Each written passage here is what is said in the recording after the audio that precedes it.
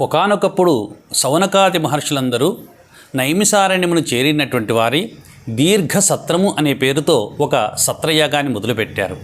ఆ యాగము చేసేటువంటి సందర్భంలో సూతుడు వారి దగ్గరికి వచ్చాడు. వచ్చినటువంటి సూత మహర్షికి అర్ఘ్యపాద్యాదులిచ్చి ఉచితాసనంపై కూర్చోబెట్టి సౌనకాది మహర్షులందరూ, అయ్యా, మా యొక్క జీవితము చాలా విలువైనటువంటిది, మాకు మంచి భగవంతుని యొక్క కథలు చెప్పి మమ్మల్ని అనుగ్రహించండి స్వామి అని చెప్పేసి వేడుకున్నారంట.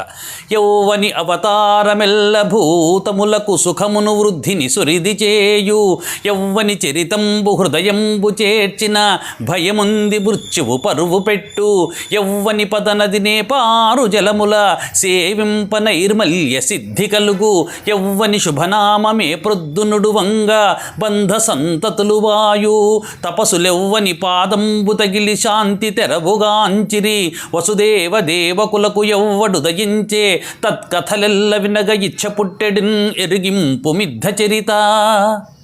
స్వామి, ఓ సూత మహర్షి, సమస్త పురాణాల జ్ఞానాన్నంతా కూడా నువ్వు అవగతము చేసుకున్నటువంటి వాడవు, మహాజ్ఞానివి.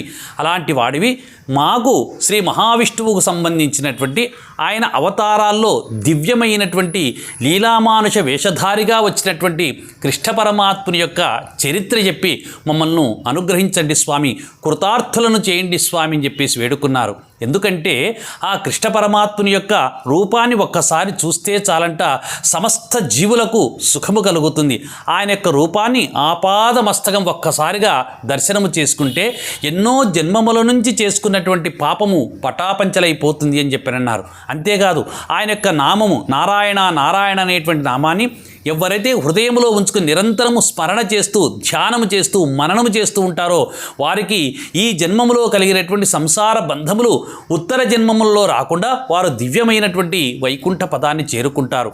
అలాంటి భగవంతుని యొక్క దివ్యమైనటువంటి పాద పద్మములను కడిగినటువంటి తీర్థాన్ని, అమృతతుల్యమైనటువంటి జలాన్ని ఎవరైతే తీర్థంగా సేవిస్తారో వారి జీవితం అమృతతుల్యమవుతుంది. అంత అమృతతుల్యమైనటువంటి హరి యొక్క కథను మాకు వినిపించవయ్యా అని చెప్పేసి సూత మహర్షిని సౌనకాది మహర్షులు కోరారు. ఎందుకు అలా కోరారయ్యా అంటే తపస్సులు చేసేటువంటి వారందరూ కూడా ఆయన్ని వేడుకుంటున్నారు కాబట్టి అలాంటి కథలు చెప్పి మమ్మల్ని అనుగ్రహించండి అని సూతుల వారిని సౌనకాది మహర్షులు వేడుకున్నారు. హరి ఓం తత్సత్.